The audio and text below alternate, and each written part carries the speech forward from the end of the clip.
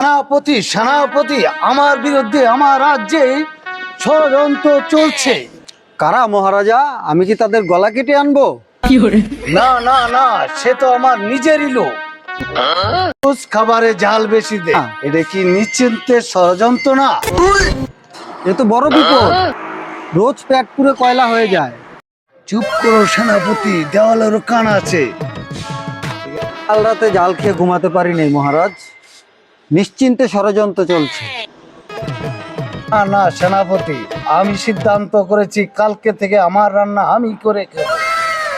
আপনি রান্না করবেন? আগের বার তো চা বানাতে গিয়ে পানিই শুকিয়ে ফেলেছিলেন।